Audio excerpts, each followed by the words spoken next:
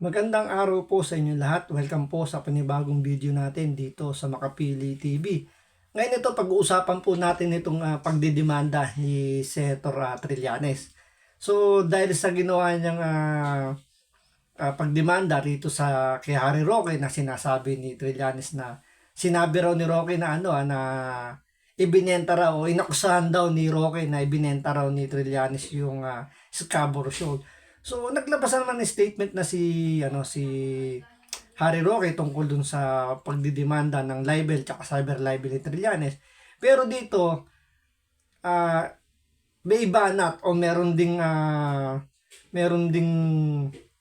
pantapat si Harry Roque kung saan sasampahan din niya ng kontrademanda itong si Trillanes. So panoorin po natin itong balitang to, pero bago lahat, kung di ka pa nakasubscribe sa Makapili TV, baka pwede naman pakipindot yung subscribe button. At the same time, palike na rin ang video. Wala naman pong bayad dyan. Kaya pindot na. So ito, panoorin po natin si Harry Roque.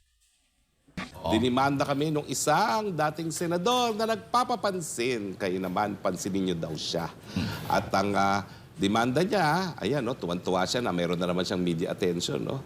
Talagang nag-release pa yan ng request to cover, no? Talaga ba? Nag-request pa tong si Trillanes ng para ma-cover yung kanyang pagsasampa ng reklamo sa DOJ. Parang ano to, pilitan. So, talagang siguro lang may punto yung sinasabi ni Balatbay na talagang nagsisik ng atensyon itong si Trillanes kasi nga may plano tumakbo politically or may planong bumalik uli sa politika. Hindi nga lang natin ma-confirm pa ngayon kasi lagi ko naman sinasabi na hindi pa natin ma-confirm kung local or national election yung plano nito ni Trillanes. Pero nakarinig tayo ng balita na ito daw tatakbo raw bilang mayor ng Caloocan. So hindi ko lang sure kung Caloocan North or Caloocan South. So kayo na pong bahalang mga taga Caloocan kung pagbibigyan nyo itong si Trillanes. So, obserbahan nyo lang po yung kanyang mga diskarte yan. Nasa sa inyo yan. Kayo naman po ang boboto dyan. Kayo naman yung makikisama dyan. Kung sakasakaling tatakbo mayor to talaga ng Caloocan, kayo naman ang kayo naman ang paglilingkuran yan. So, it's up to you kung iboboto nyo to bilang mayor. So, yun nga, balik po tayo. Yun nga, talaga nagsisik ng attention kasi nga, nag-request pa ng sabi ni Harry Roque na nag-request pa raw ito si Trillanes na i-cover yung kanyang pagsasampa ng kaso. At para naman napakalaking balita ang pagdemanda niya. Una-una, sino ba siya? Laos na siya, no? Wala na namang nagbibigay ng relevance sa kanya.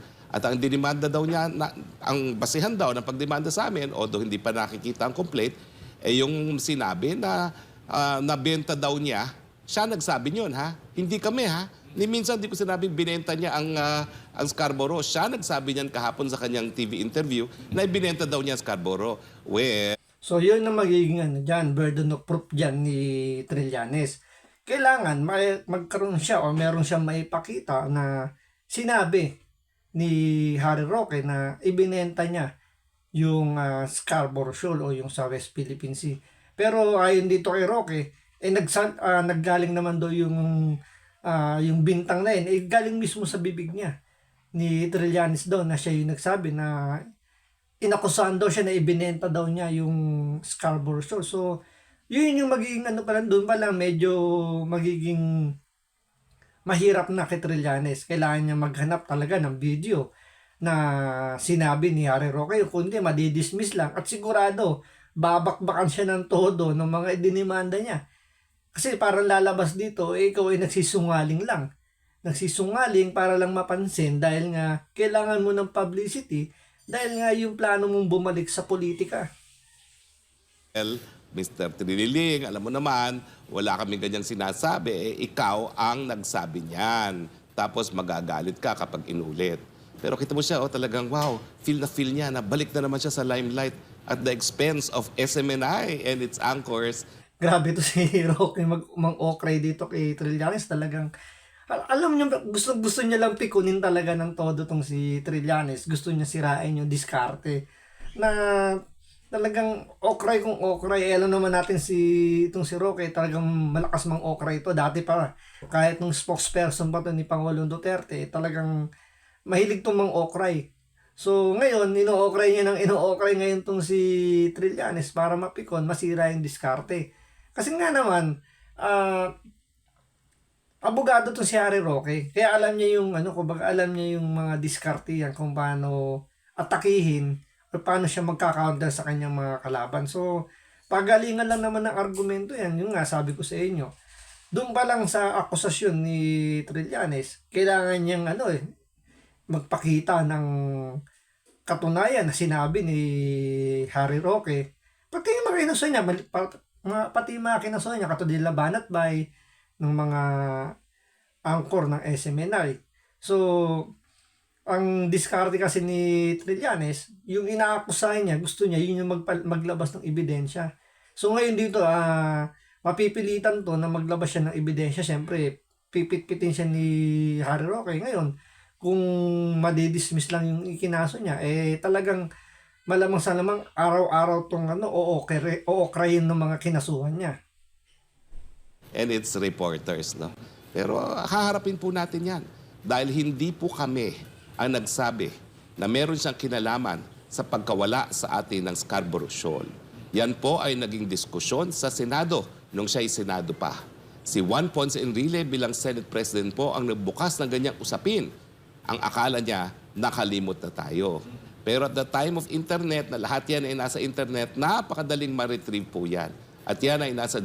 Yun ang magiging problema ni Trillanes. Na pwedeng hukayin yung video na yun nasa internet na yun. Napakadali na i-search niya. Kahit kayo, pwede nyo panoorin yan.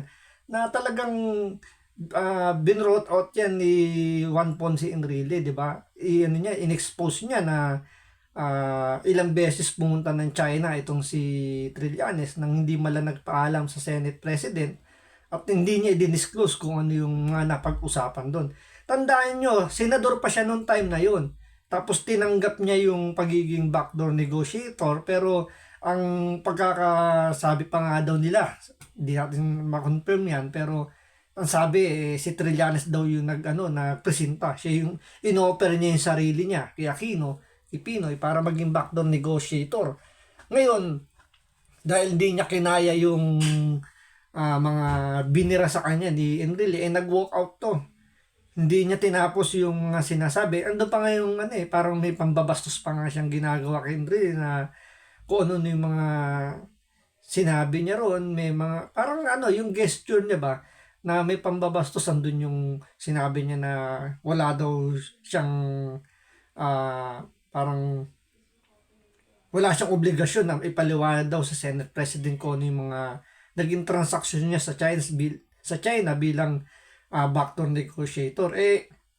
Senador ka, may rules kayo na kailangan alam ng Senate President yung galaw niya, tapos sasabihin mo wala kang obligasyon. So doon pa lang malaking pambabastos na yun. Di ba? Ngayon, ito, ino-okray na siya ni Harry Roque dito na sinasabi nga niya na hindi ka na makakawala sa mga pinagsasabi mo kasi may internet na, napakadaling halukayin yung mga pinagagawa mo nung time na yon. So, kung panonoorin nyo, search nyo, mapapanood nyo kung paano nag-walk out doon si Trillanes. Journal din ng Senado. So bring it on. At tignan po natin kung ano mangyayari sa demanda nyo. At huwag niyong isipin na hindi kami magkokontra-demanda, ha? Yung perwisyong ginawa niyo sa pagdidemanda na walang saysay, na alam niyo naman na nag-iusapin din yan sa Senado. That is a matter of public concern and public information. So yun, ika nga ni Harry Roque, kung anong basurang tinapon mo, ibabalik din sa'yo. So may kontra-demandang gagawin tong si Harry Roque. Siguro, hindi lang siya, baka nga mag-usap-usap tong mga kinasuhan niya na ibalik sa kanya yung ikinaso. So, parang sinasabi rin ni Harry Roque, humanda ka sa mga, face the consequence ng mga pinaggagawa mo dahil nagdemanda ka. Antayin mo yung kontra-demanda namin kapag natapos kapag na-dismiss yung ikinaso mo sa amin, humanda ka at babalikan ka namin. Parang ganun yung gustong sabihin ni Harry Roque rito. Kaya nga napakabigat nung ginawa ni Trillanes na kailangan niya talagang patunayan ng todo. Kasi dito pa lang, doon pa lang sa sinabi ni Harry Roque na na wala siyang sinabi. Yung pang-okray pa lang dito ni Harry Roque, talagang aaraw-arawin siya. Meron pa yung kontra-demanda. So, aside doon sa halos araw-arawin siya sa pang-okray, especially nung mga vloggers na kinasuhan niya or kinasuhan daw niya, pati yung sa SMNI, mga anchor na yan, malamang babanat yan tungkol sa sa pagkakadismiss nung reklamo niya. Meron pa siyang haharapin na kontra-demanda. So, parang parang double jeopardy sa mukha niya to. Parang magbabounce back lahat ng may magbo-boomerang to sa kanya yung mga pinagagawa niyang aksyon. So, tingnan natin kung ano yung magiging reaction dito ni ni Trillanes kapag pag na-dismiss yung sinampan niyang kaso. Antayin nyo rin po ang aming kontrademanda ng tuluyan ng manahimik kayo dyan. Di ba po? Asahan niyo po yan, hindi tayo uurong sa ganito.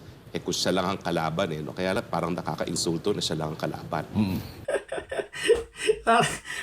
Parang nilait pa rito ni Harry Roque, no? Parang sinasabi niya na grabe naman yung level, kumbaga yung level ko, level 10 ako, tapos ang magdedemanda level 2. Parang malaking insulto naman tong ginagawa niya sa amin. Sa bagay, kung yun yung, yun yung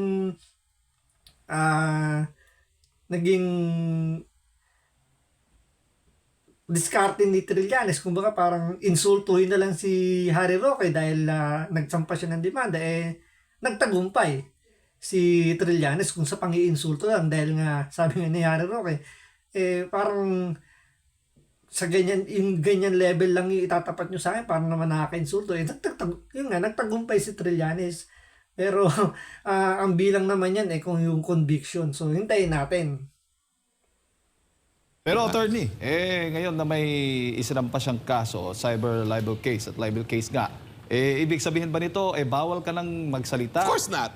Oh, of course not. Trillanes, kahit anong Ay! isampa mo dyan, bakit nawala ang Scarborough Shoal samantalang ikaw ang naging negosyador? Ikaw ang kaisa-isang tinalaga ng Noynoy Aquino para maging negosyador dyan sa pumutok na iskandalo nga ng Scarborough. Bakit nawala matapos ikaw ang naging negosyador? Nagkaroon tayo ng... Actually, sinagot na raw yan ni Trillanes. Ilang beses doon yung, nasaan naman, search nyo rin naman sa YouTube, meron din si Trillanes niya. Sinagot niya na yung mga paratang na yan. Pero syempre, kwento niya yun Kwento niya yun, natural, pwede niya iiwas. Hindi natin alam kung totoo o hindi. Pero, ang ang pinakamagiging banggaan lang dyan, kung totoo yung sinasabi niya, yung report na hawak ni Juan Ponce Enrile, yung pinaka-transcript. Kasi may kopya si Enrile na hindi nga niya nailabas nung Senate hearing na yun kasi nga sabi ni Harry Roque mukhang nakiusap yung si Pinoy na wag ilabas yun kasi nga parte daw ng national security yung dokumento na yan. So, yun yung magiging basehan natin kung may katotohanan yung sinasabi ni Trillanes. Pero siyempre, hanggat walang confirmation, walang pwedeng pagbanggaan ng sinabi niya, hindi natin mako-confirm kung talagang totoo yung mga kinuwento doon ni Trillanes. Ambassador doon. Hindi natin ginamit yung ambassador doon, yung Ambassador Brady. Talagang pinakailaman ni Trillanes. Anong resulta? Nawala ang Scarborough Shoal. Hindi mo yan maibabago. Kaya wag mo nang ulitin, wag mo nang i-rewrite ang ating kasaysayan dahil nung ikaw ay tinalagang negosyador, talagang nawala sa atin ang Scarborough Shoal, harinawa, wala nang mag-appoint sa'yo na negotiator para sa kahit anong bagay. Which is yun na totoo talaga. Yun talaga pinaka-fact doon na nawala yung isla sa atin, nawala yung control sa atin. Kasi nga, di ba, kung makaalala nyo, nagkaroon ng stand-off. Yung pa nga sinasabi daw ni Trillanes doon sa sinasabi ng paliwanag niya na yun daw yung mga naging, isa sa mga purpose niya, naging backdoor negotiator siya, yung pahupain daw yung tensyon doon sa West Philippine Sea para daw mag-atrasan or parang, yung pahupain. Ngayon, umatras yung Pilipinas, yung barko natin noon. Pero yung China naiwan. Hanggang sa nawala na yung control, hindi na tayo makapasok doon. Nakapagtayo na ng mga artificial island, nakapagtayo na ng mga ang structure ng China. So wala na, hindi natin, wala na nagawa yung Pilipinas na pigilan yung China. So doon pa lang nawala na. Panahon pa lang ni Pinoy, yun yung katotohanan. Panahon ni Pinoy, nawala na sa atin ang kontrol ng Scarborough Shoal. Di ba? Di na may kakaila yun. Kahit ilang beses nyo pang i-research yan, yun talaga ang katotohanan. Okay. Attorney, matatalakay ba yan sa ano? Kasama yung issue na yan sa Scarborough? Of Mauukat course. ba yan? Of course. Oo, sa Dahil korte. sabi niya defamatory daw yun. Paano defamatory yun? Talaga namang negosyador siya. Siya lang ang tinalagang negosyador. Pati yung ambassador natin naging tikom dahil siya negosyador. Anong resulta? Nawala ang Scarborough Shoal. Kaya pala, O, diba? iginiit dati ni dating Pangulo Rodrigo Duterte na sa panahon na naabutan niya, walang nawala na teritoryo sa ating Totoo. bansa. At saka alam mo itong konteksto ng debating ito, kasi nga, binabato niya na kung ano-ano si Presidente Duterte. Na sinasabi niya yung gentleman's agreement, binenta daw natin ating soberenya. Anong sinasabi niya dyan? Wala naman na walang teritoryo. Paano ka magbebenta kung wala naman na walang teritoryo? Diba? Oh. Pero yung katotohanan, si Senate President Juan Ponce Enrile pa naglabas niyan. Ano ba yan? Oh, nakalimutan na ba niya? Hindi ba He's inibita giving pa? us too Yun nga, ang gusto pa nga niyang palabasin dito, na nawala nga raw yung isla dahil daw sa gentleman's agreement ni Pangulong Duterte. Pero 'di ba, wala pa yung gentleman's agreement na yan. Wala na sa atin yung Scarborough na siya. Scarborough Shoal na yan. Kung pagkaupo pa lang ni Pangulong Duterte, wala na. Hindi na natin na-control ang West Philippine Sea. Ang may hawak ng control na yan, China na. Kaya nga ang layo nung yung paliwanag yan na dahil kay Duterte kaya nawala yung isla. Hindi. Baliktad. Nawala ang isla nung panahon na siya ay naging backdoor negotiator. parang nanggaling sa atin to. No, hindi. Sa Senado nanggaling yan. Nalathala yan sa mga pahayagan. May pa-walkout pa yun. Oo nga. Ewan ko ba, kung hindi ko maalala. Ewan ko ba, meron na ba tayong mga video ng mga panahon na yon? Buhay na ba SMNI ng mga panahon na yun? Merong video yun available. Oo, kalkalin nga natin yung mga video natin ng mga panahon na yan at Nako, yari Gartelianes, maghahalongkat na si Harry Roque ng mga ebidensya na pwedeng ibato sa'yo. Kaya masasabi nga natin medyo nasa alanganin yung demanda ni Trillanes. Gawa nga na doon pa lang sa paratang niya na sinabi daw ni Harry Roque na ibinenta niya yung Scarborough Shoal. Kailangan niyang patunayan yun. Kasi kung hindi niya mapapatunayan yun, lalabas lang na, na hearsay lang o paratang lang ni Trillanes yung mga ibinabato niya. So, tingnan natin kung ano pang magiging discovery ni Trillanes dyan. broadcast natin nang maalala ng taong bayan ang pangyayari.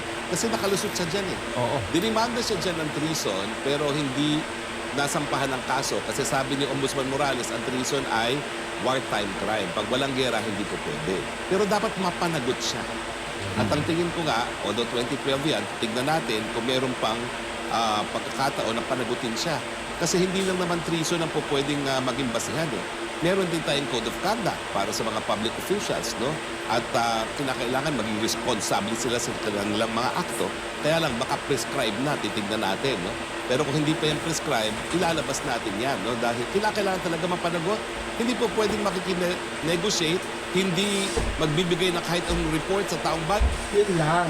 Talagang pag-aaralan ni Harry Roque itong kaso na to, talagang hahanapan niya ng butas si Trillanes para maging liable din siya dun sa pagkakawalangan ng isla. So, dahil sa ginawa ni Trillanes na pagsasampa ng reklamong cyber libel at saka libel, mukhang magbabackfire talaga sa kanya yung kanyang naging action. Kasi nga talaga sisilipin ni Harry Roque at talagang hahanapan niya ng butas para mapanagot itong si Trillanes. So, tingnan natin ano yung magiging sagot ngayon ni Trillanes sa mga sinabi ni Harry Roque. So, antayin po natin yan. So, maraming salamat po sa panonood. Ingat po kayo lagi.